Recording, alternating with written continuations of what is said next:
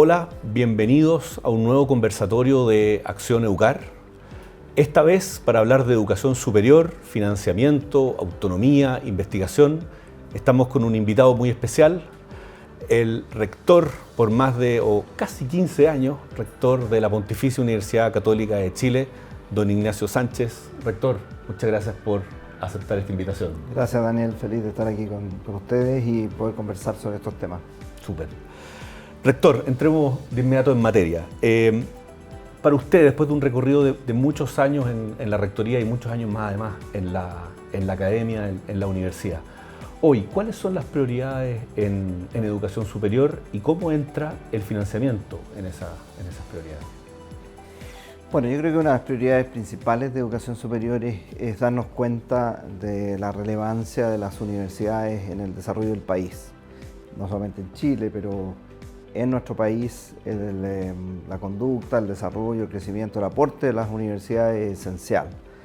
Y lo digo que es esencial porque somos generadores de conocimiento, somos generadores de nuevos desarrollos, formamos a nuestros estudiantes no solamente en lo disciplinar, sino que también en lo valórico, en lo ético, en las capacidades globales de un ciudadano y ciudadana. Y por tanto, entonces, tenemos que realmente darnos cuenta de que lo que hacemos al interior de nuestros campus universitarios necesariamente impacta al país, impacta a la región. Voy a decir, lo que podamos desarrollar en investigación, en generación de nuevo conocimiento, es tan importante que puede significar un desarrollo integral del país o no significarlo. El conocimiento es clave, lo vimos en pandemia. El hecho de haber podido desarrollar estudios clínicos precozmente fue muy gravitante para que el país saliera adelante más rápido que otros países de esta situación. Los temas de cohesión social, lo que podamos investigar sobre cómo vivir o tener una convivencia mejor, va a significar un país mejor. En el 2018, el Papa Francisco visitó Chile, como ustedes saben, estuvo en el mes de enero en un día en la tarde en nuestra universidad y ahí mencionó algo que a mí me dejó muy marcado cuando decía: las universidades son verdaderos laboratorios sociales, es decir, son laboratorios en donde lo que se investiga, lo que se educa, lo que se desarrolla tiene necesariamente que expresarse en el país.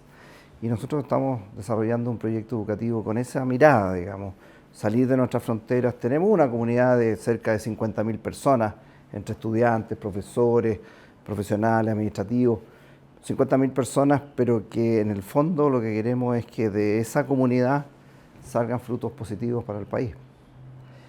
En ese sentido, hay algunos desafíos muy importantes en estas semanas que hemos visto serios temas de gestión en las instituciones universitarias. Creo que no hay que soslayarlos.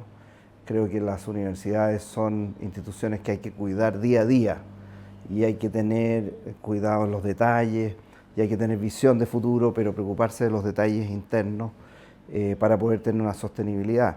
Son instituciones que tienen que innovar. El desarrollo de la inteligencia artificial en docencia nos pone una serie de desafíos que son realmente importantes. El financiamiento de la ciencia. Siempre se habla mucho de que las universidades siempre andan buscando mayor financiamiento, lo que es efectivo, pero el tema es ¿para qué quieren ese financiamiento? Y lo que yo he sostenido muchas veces es que si el sistema universitario nacional, que tiene grandes fortalezas en investigación, fortalezas muy equiparables a las mejores economías de Latinoamérica en términos de calidad, citación de las publicaciones, si tuviéramos mayor apoyo e inyección pública y privada, creo que daríamos un salto muy cuantitativo en términos de generar nuevo conocimiento para el país. Miremos, Daniel, economías del extranjero como Dinamarca, miremos Irlanda, miremos Singapur, países que no tienen grandes recursos naturales, pero que al buscar un poco cuáles son las claves de su desarrollo y crecimiento económico, es el conocimiento. Son las patentes, son los desarrollos científicos y tecnológicos, es el desarrollo de las humanidades en profundidad. Entonces hoy día tenemos que tomar muy en serio lo que significa el desarrollo del conocimiento al interior de la institución de educación superior. Rector, usted mencionó varias cosas. todas que me da la impresión a mí, hablan de una institución muy dinámica, muy flexible, dispuesta a tomar desafíos que en el fondo otras partes de la sociedad civil, las empresas o el Estado no están dispuestas a tomar, otros riesgos que no están dispuestas a tomar. Y que a veces, en términos de la política pública, igual que en el tema de la investigación, tendemos a llamarles o ponerles bajo el alero de calidad. Y usted también habló de gestión, de que no se puede descuidar la gestión, porque finalmente lo que usted escribe, hay equilibrios bien delicados y una especie de red en tensión muy importante de miles de objetivos distintos que reflejan obviamente la diversidad de la comunidad.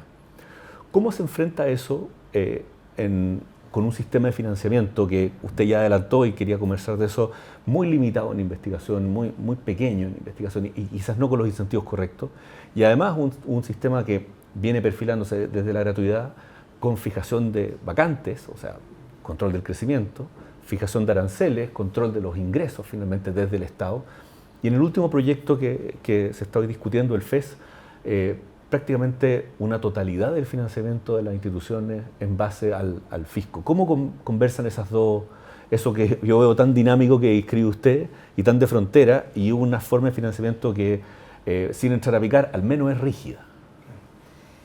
Sí, muy buena la pregunta. Si me permite hacer como una mirada global del financiamiento universitario y aterrizarlo en nuestra institución, que la conozco en detalle. La gran mayoría de las instituciones en Chile dependen de la matrícula de estudiantes. Voy a decir, puede depender un 60% algunas universidades estatales, hasta un 98% algunas universidades privadas, y muchas de nosotros entre medio.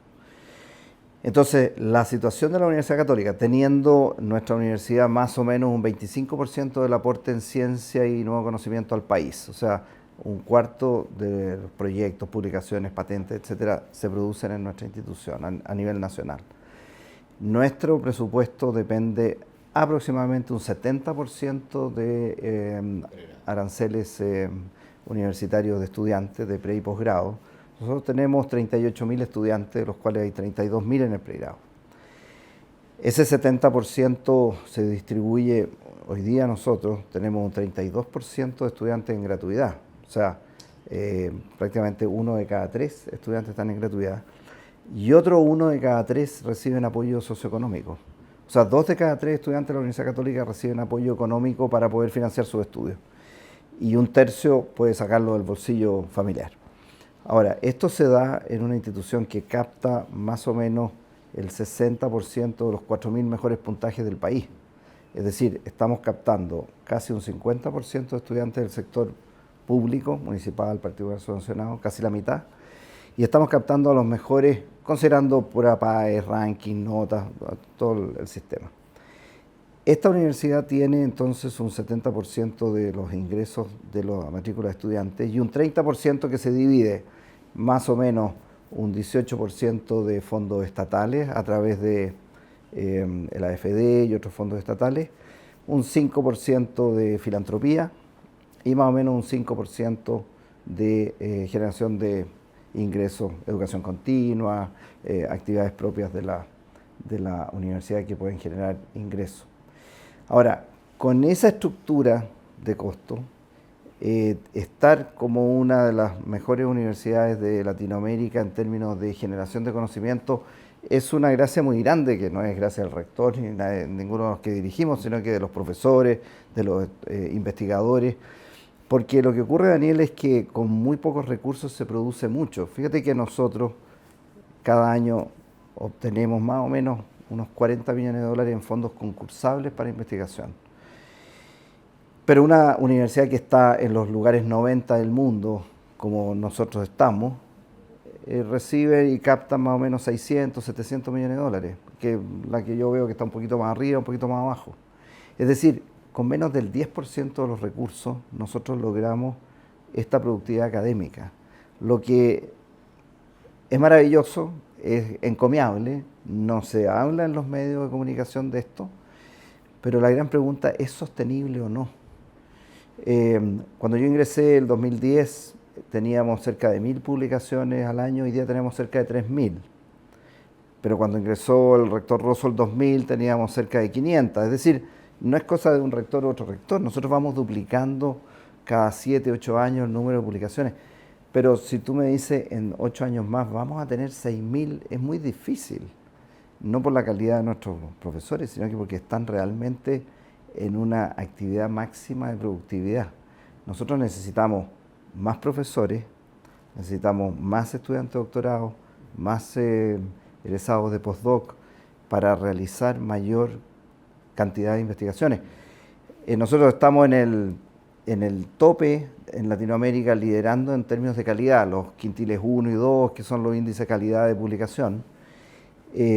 Por lo tanto, lo que necesitamos es tener mayor apoyo para atraer más gente. Fíjate que ponemos una posición de profesor, postulan 90 personas, la mitad de Chile, la mitad del extranjero. Pero tenemos que seleccionar uno.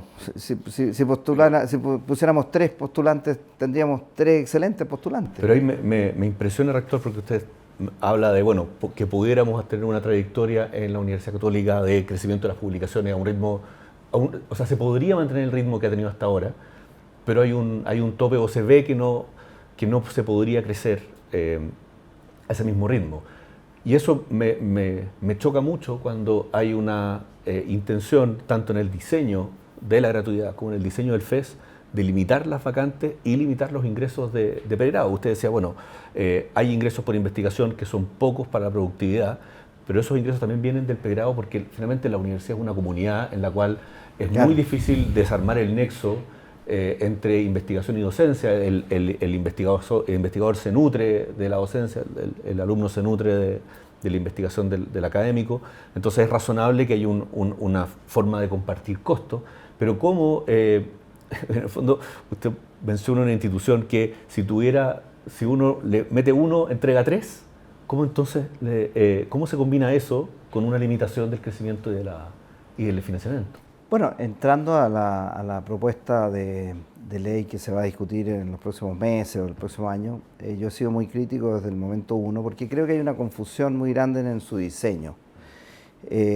Esta propuesta de nuevo financiamiento de la educación superior o FES, porque tiene 2 grandes partes que no tengo bien claro por qué se complementaron, porque podríamos habernos focalizado en un aspecto y no en el otro. Son independientes a pesar de que se quiere tener como una mirada global. La primera parte es razonable que si tenemos 1,5 millones de deudores, tratemos de desglosar y digamos, bueno, a ver, ¿cuántos son los deudores? Sabemos que son cerca de 70.000, que nunca egresaron, que pidieron créditos por 1 o 2 años, que ganan el salario mínimo y que se pidieron 1 y día de hoy en 15 millones. Bueno, ese deudor, digamos las cosas como son, eso es incobrable. Eso es incobrable que en cualquier empresa uno dice, bueno, esto es incobrable, ¿lo sigo considerando o qué hago con esto?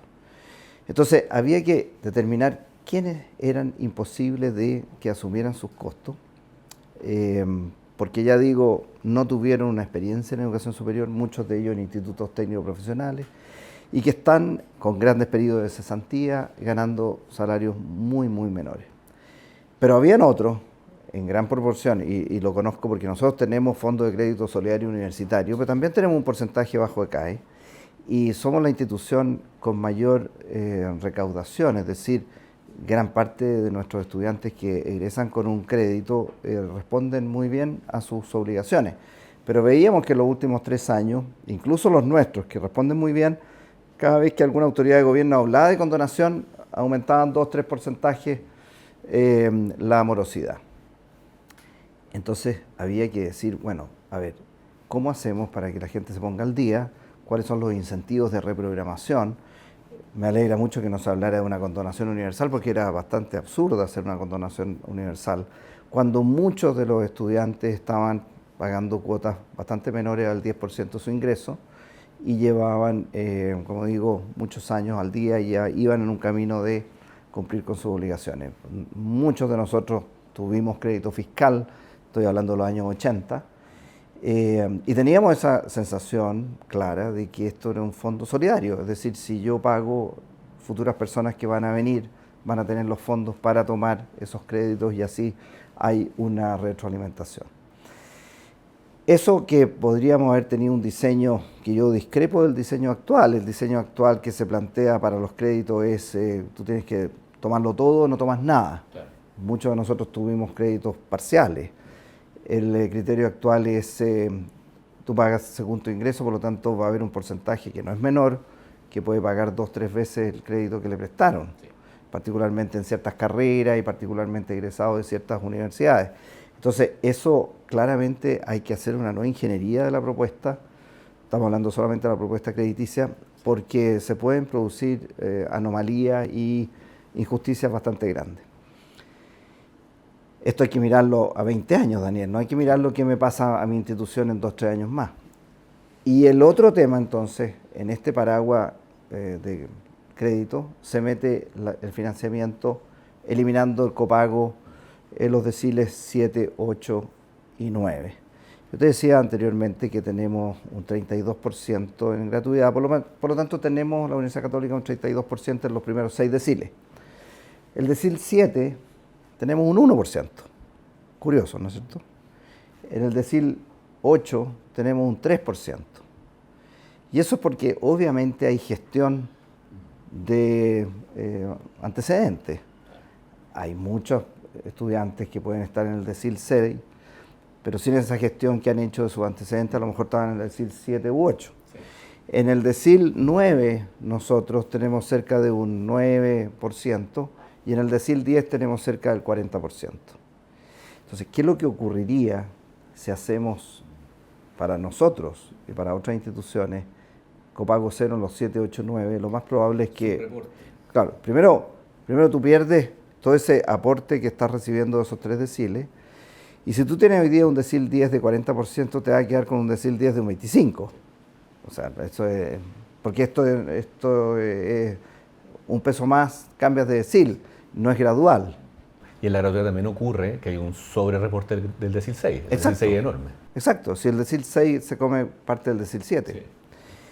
Entonces, eso que el gobierno lo entiende, hace que para nosotros, que tenemos un déficit por gratuidad, déficit que se valida por distintas cosas, porque estamos ocupando porcentajes de los excedentes del Fondo de Crédito Solidario, que la ley nos permite, porque tenemos mayor cuidado en la gestión, porque hemos tenido un crecimiento también de la institución que genera otros recursos que pueden ir a paliar la gratuidad.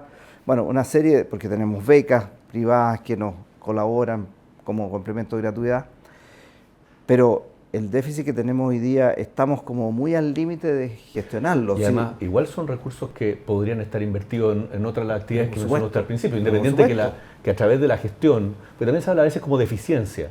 No, claro, a través de la gestión se puede controlar ciertos déficits, pero eso no significa que no se esté sacrificando otra cosa. Nosotros no hemos sacrificado bienestar estudiantil, no hemos sacrificado beneficios estudiantiles, pero sí hemos ralentizado, por ejemplo, el crecimiento de la institución. Lo que tú dices, yo podría contratar a lo mejor 25 profesores nuevos por año si es que no tuviera este déficit. Y 25 profesores nuevos significa todo este aporte en investigación, en nuevo conocimiento. Pero si se agregara el déficit por la eliminación del copago, eso sería una situación no posible de sostener para la universidad manteniendo la calidad que tenemos hoy día. O sea, ya ese nuevo déficit entraríamos realmente a disminuir cosas que son muy importantes, como el número de estudiantes en la sala, la cantidad de libros en la biblioteca, los espacios de laboratorio, etc. O sea, no, eso ya empieza a tener un impacto en la calidad, no solo de nuestra institución, sino que del gran sistema universitario. Ahora, el Ministerio ha dicho, hay instituciones que no se ven tan perjudicadas, incluso hay algunas que se podrían ver beneficiadas. No me cabe duda que eso puede existir, pero en la medida que una institución es más compleja, que tiene profesores de mayor costo, que tiene una mayor calidad, que tiene un liderazgo nacional, porque nuestra institución tiene cada año cerca de 200 estudiantes de doctorado que egresan. ¿Qué hacen los estudiantes que egresan con un doctorado en la Universidad Católica? Mañana tenemos la ceremonia doctoral, mañana. Bueno, de los cerca de 200 que egresan, 2/3 se van de profesores al sistema universitario nacional. Entonces, no hay una percepción de que un rol distinto. Claro, tenemos roles distintos. dañar a las principales universidades del país es dañar en 2, 3 años, 5 años todo el sistema. Además que me suena muy, en el fondo si hay algunas instituciones que se van a ver beneficiadas y otras afectadas, es muy coherente con la idea de un poco aplanar y igualar para todos sin distinguir la diversidad de proyectos. Y ahí, rector, quiero profundizar en un tema que está muy relacionado con la historia de la Universidad Católica desde su fundación, que es la autonomía y la idea que la sociedad organizada puede y tiene el derecho en Chile a educar y a tener el apoyo del Estado para educar no desde lo público, no necesariamente desde lo estatal. Y evidentemente siempre hay un borde, esto no es taxativo, pero nosotros vemos que afectar el copago también afecta la capacidad de la institución de manejar su flujo. Y esto puede sonar muy financiero, pero también es muy parte de la autonomía, porque esos recursos que vienen de las mismas familias, que hoy día están viniendo de las mismas familias en la Universidad Católica y en muchas otras instituciones, sirve para financiar lo que podríamos llamar calidad, sirve para financiar el crecimiento, la inversión, pero también para distinguir el proyecto educativo y darle su propio carisma, sus propias características y darle riqueza al sistema. ¿Cómo ve usted la relación entre este sistema, en este caso estoy hablando del pregrado, con fijación de precios y vacantes y la autonomía de las instituciones? Bueno, yo creo que tú pones un tema extremadamente importante. Voy a desarrollar un poco más en general el tema de la autonomía universitaria, que creo que es central, pero también te voy a responder la pregunta directamente. Partamos por la respuesta directa. Creo que depender del Estado financieramente en más de un porcentaje parcial y menor es un gran error. Y lo digo que es un gran error porque estamos hablando de un Estado, no de un gobierno determinado. En 15 años yo he tenido distintos gobiernos y en 15 años han habido distintas complejidades con los distintos ministerios de educación. Y quiero poner sobre la mesa algunas situaciones que ocurren, por ejemplo, en el Ministerio de Salud y en los valores de FONASA. Nosotros tenemos una gran red de salud y durante muchos años, y ya es casi una cosa habitual, los aranceles FONASA se incrementan en un porcentaje menor que el IPC. Hay un IPC de un 5% y los aranceles FONASA se incrementan un 3,2%. ¿Por qué un 3,2%? Porque esa es la indicación del Estado y eso está en la ley de presupuesto y eso no se mueve.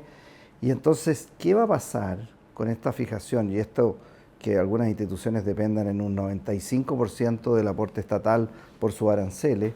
¿Qué va a pasar si el gobierno de 10, 12 o 15 años más estima que como no hay fondos estatales, los incrementos van a ser menores? ¿Qué va a pasar con esos salarios de los profesores, del personal administrativo? ¿Vamos a tener reducciones de personal hacia el futuro? ¿Vamos a empezar a poner 100 estudiantes en vez de 60 en una sala de clases? Todas esas son preguntas que uno tiene que hacerse cuando la billetera viene de un solo cheque. Sí. Y distorsiones también. Por supuesto que no necesariamente toma la decisión la universidad, porque un arancel regulado puede ser más atractivo que otro y empieza... Bueno, y aranceles regulados, que la base misma de un arancel regulado puede estar muy apropiado para la luz, para el agua, porque la luz, bueno, es la luz. Podría tener un mejor servicio, pero el producto que se entrega es homogéneo. El producto que se entrega en la educación es, sin lugar a dudas, muy variable, porque tiene que ver con la calidad de los profesores, la calidad de la institución, el entorno educativo que se tenga, la convivencia universitaria, la relación docente-estudiante, la cantidad de canchas de fútbol, la cantidad de laboratorios, mil cosas.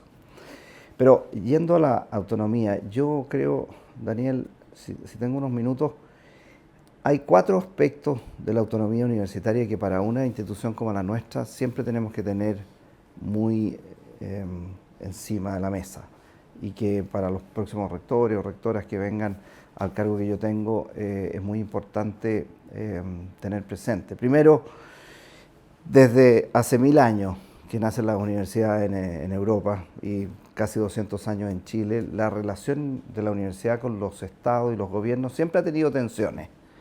Es decir, siempre la mirada de los gobiernos, de los estados, ha sido cierta intromisión mayor que lo que la sana autonomía universitaria aconseja.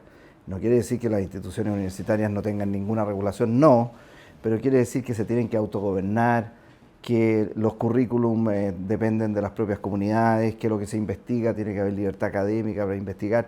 Y muchas veces, y lo hemos visto en este gobierno, en el gobierno anterior también, la superintendencia, las subsecretarías tienen preguntas y indicaciones más allá de lo que nosotros como rectores consideramos razonable.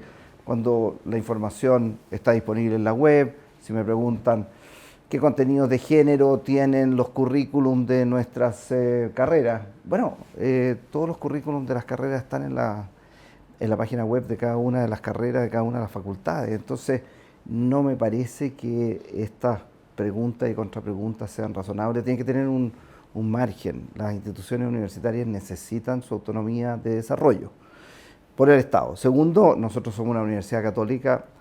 En primer término, somos universidad. Y además somos católicas. No es al revés. Nosotros no somos parroquia, no somos una diócesis ni una vicaría, sino que somos universidad. Y en ese sentido, los estatutos de nuestra universidad hablan del autogobierno universitario, es decir, el rector gobierna la universidad, hay un consejo superior, decanos, estudiantes, profesores, personal administrativo, exalumnos, y frente a ese consejo superior yo presento la postura de entrar a gratuidad y mayoritariamente me tienen que aprobar, si no, no puedo entrar a gratuidad. Presento la postura de que en realidad hoy día Canal 13 ya no es razonable tenerlo como propiedad y me dan la autorización para incorporar un socio, después desprendernos de la propiedad de Canal 13. Tenemos la autonomía de una nueva carrera, tenemos la autonomía de decir la universidad tiene que aportarle al país en cultura, vamos a adquirir la radio Beethoven, estos son los fondos. Pero estas cosas yo las converso con los gran cancilleres que he tenido, pero no pido autorización. También informo en la Santa Sede cuando visito a la autoridad de la Santa Sede, pero no voy a pedir permiso, porque es muy importante tener muy claro que tiene que haber un autogobierno interno y qué es lo que dicen los estatutos de nuestra autonomía económica, académica, estatutaria. Tercero, el tema de los profesores y los estudiantes que pueden dañar la autonomía de la universidad. Tú bien sabes que todas estas cancelaciones de opiniones, bueno, cuando permitimos que los estudiantes digan quién puede venir a hablar en la universidad y quién no, estamos mal. Estamos cediendo a la autonomía de gobierno. Nosotros permitimos que toda persona que nos hable de discursos de odio, que nos hable de atentados a la dignidad humana, apología a la violencia, eso por supuesto que no está permitido, pero todas las demás opiniones tienen que contrarrestarse. Por otra parte, las comunidades académicas cuando contratan nuevos profesores, tienen que contratar nuevos profesores viendo la diversidad del cuerpo académico. No se puede contratar a los profesores que piensan igual que yo. Y entonces empezamos como a tener una captura de lo que la universidad en determinado ámbito piensa o discute. Y por último, la autonomía de los donantes. La verdad es que cuando hacemos un análisis de qué ha pasado en Estados Unidos con algunas universidades donde han salido fuera rectores, rectoras, bueno, son verdaderos llamados de atención que hacen los directorios, en donde hay muchos donantes que dicen, bueno, si esto sigue por este camino, esta donación no va a llegar. Entonces, en el momento que nosotros guiemos nuestra institución por la donación que podamos recibir, estamos mal, se nos acabó la autonomía. Las donaciones tienen que ser ciegas. Las donaciones son para apoyar un proyecto educativo que la propia universidad se da. Yo no puedo recibir una donación diciendo entonces no voy a enseñar esto o entonces no voy a investigar lo otro, porque ahí vendo un poco la universidad al dinero. Y el riesgo ahí, claro, la autonomía entendida como la libertad para perseguir la verdad independiente del Estado y del mercado, si se quiere. Claro. En el Estado, siempre que uno trata estas cosas, a veces es visto como con cara de que hay una teoría de conspiración, pero no es tan falso que sobre todo una vez que ya estás, como decía usted, sobre un porcentaje del financiamiento por el Estado empieza a avanzar en ciertas reglas, en ciertos marcos, en los cuales cada vez, incluso de repente no de forma proactiva, sino omitiéndose para no meterse en problemas, perder la autonomía universitaria. Y por eso estos marcos, y quizás volviendo a la primera pregunta, estos marcos tan rígidos en los cuales cada vez me vuelvo más dependiente de una fuente de financiamiento, a veces puedo perder la autonomía casi sin darme cuenta. Totalmente de acuerdo, y como los montos, siempre los países, sean ricos, medianos o no, porque esto se da en Inglaterra, se da en Francia, se da en todo país desarrollado, que tienen restricciones económicas, siempre los rectores, las personas a cargo de las universidades van a tener que decir, bueno, esto tengo que acomodarme porque si este es el 95% de mis ingresos, ¿qué voy a hacer yo? No puedo renunciar a ese 95%. Entonces, no podemos entregar todo el manejo presupuestario a los gobiernos del futuro. Y eso es lo que yo he dicho, que esto de hipotecar el desarrollo de las universidades en el mediano y largo plazo. Nosotros tenemos 137 años de historia. Yo me acuerdo perfectamente cuando la universidad cumplió 100 años. Yo ingresé a estudiar medicina hace 45 años atrás a la Universidad Católica, así que tengo casi 50 años de historia en la institución. Pero me acuerdo perfectamente cuando cumplimos 100 años, en el 1998, y entonces, no voy a estar vivo yo, pero en 40, en 50 años más, la institución va a estar viva, va a estar crecedora, va a estar activa en el país. Entonces, el llamado que yo he hecho al interior del Consejo de Rectores, a todas las personas que me quieran escuchar en estas entrevistas, esto es tan significativo que no resulta pensar el impacto a 5, a 3, a 5, a 7 años. Tenemos que pensar el impacto a 20, 25 años plazo y mucho más, porque son reformas que son muy importantes, muy estructurales en términos de el sistema de arquitectura de la educación superior. Y además que siempre se plantean que va a venir el financiamiento de la investigación, al pregrado y el posgrado, y siempre termina viniendo solo el financiamiento al pregrado, la investigación sigue atrás. El presidente de la República habló de 700 millones de dólares, pero los fondos nuevos, el FIU es bastante chiquitito, es difícil ver que, claro, se está sosteniendo esa promesa de diversificar también. Si yo te puedo decir del FIU, que para los primeros 2 años nosotros acabamos de obtener el FIU que nos correspondía y que es como un catastro para el primer año de lo que estamos haciendo, y son 100 millones de pesos, en que podemos para los próximos 2-3 años postular al máximo que nos correspondería por universidad, las características nuestras, etcétera, que son más o menos 2.500 millones de pesos año. Y yo te decía anteriormente que hemos el año pasado captado fondos por 34.000 millones de pesos entre lo estatal y lo privado.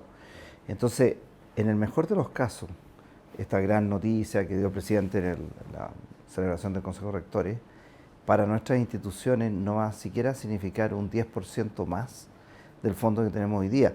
Nosotros sabemos que el país tiene restricciones económicas, sabemos que muchos países las han tenido, pero los países que han apostado por ciencia y educación, teniendo esas dificultades económicas, y cuando estoy hablando de educación, obviamente que es la educación inicial el punto donde hay que partir invirtiendo, pero tampoco es muy bueno echar a competir los recursos entre una educación y la otra. ¿Sí? Como educación superior no queremos quitar los fondos que necesita la educación inicial, pero también tenemos que saber que si no se apuesta por nuevo conocimiento, en el mundo global que existe hoy día, nos vamos quedando atrás. Nos vamos quedando atrás en el desarrollo de nuevos emprendimientos, de nuevas tecnologías, de elementos que, después de los recursos naturales, el país tiene que proporcionar al mundo. Rector, se nos está acabando el tiempo. Si quisiera hacer un cierre de la conversación, especialmente si pudiera profundizar en qué viene para los próximos 15 años en la educación superior en la Universidad Católica y qué esperar de las políticas públicas en educación superior para esos próximos 15 años. Mira, yo creo que los próximos 15 años viene bastantes cambios en términos de cómo enseñar a nuestros estudiantes, pero no son cambios necesariamente tecnológicos, porque el encuentro personal, el trabajo en grupo, el diálogo entre profesores y estudiantes está desde el origen de las universidades y no se va a reemplazar por una pantalla, por un holograma o por una actividad, claro, tecnológica. Sí se va a reemplazar el hecho de cómo buscar la información, sí probablemente cada vez van a haber menos clases masivas, lectivas y más trabajo grupal, sí se va a reemplazar para que los estudiantes se escuchen unos con otros y vayan construyendo en conjunto reflexión. Las universidades no somos instituciones de entrega de información, sino que de entrega de análisis de esa información. Porque por información, en un clic, uno tiene muchas páginas, el tema es verdadero, es falso, hay que matizar esa información o cómo.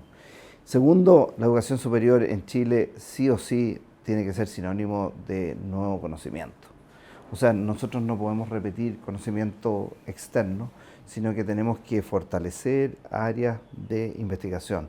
Tenemos cosas maravillosas, la astronomía en Chile, o sea, y la astronomía se deriva a un desarrollo científico-tecnológico, tenemos recursos naturales, energía que podemos entregar al mundo, recursos naturales con el mar que tenemos una cultura propia maravillosa. Nosotros en la universidad hemos estado trabajando en todo el patrimonio, cultura, rescatando valores culturales para futuras generaciones. Entonces yo creo que ahí hay un ámbito de la educación superior que tiene que fortalecerse con este camino que hemos seguido de calidad e inclusión. Hoy día en la universidad están grupos que no estaban representados antes, hace 10, 15, 20 años. El gran tema de la interculturalidad, el tema de los migrantes en educación superior, son temas que para Chile van a ser muy importantes.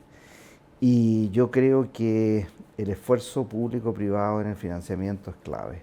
Nosotros hasta ahora lo que hemos hecho es reemplazar aporte privado por aporte público, pero el monto final no ha crecido. Que es lo mismo que pasó en escolar, perdón. Lo mismo que pasó en escolar. Y si no, se mantiene esta caja de, digamos, suma cero, uno por otro, eso nivela necesariamente hacia abajo.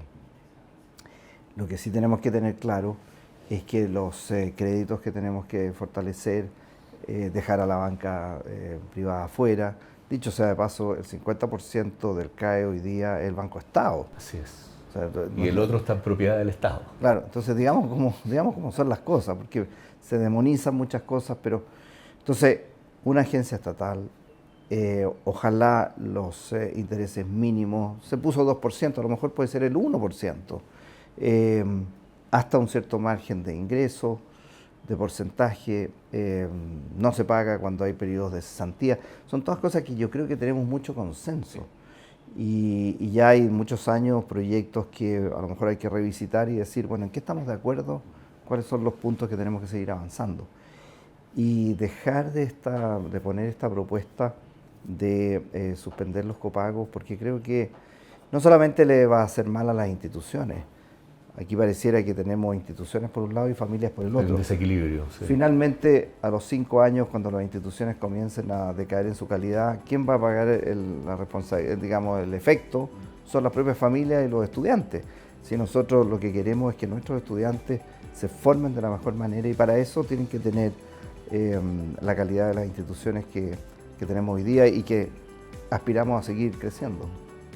Rector, muchísimas gracias por acompañarnos por esta conversación.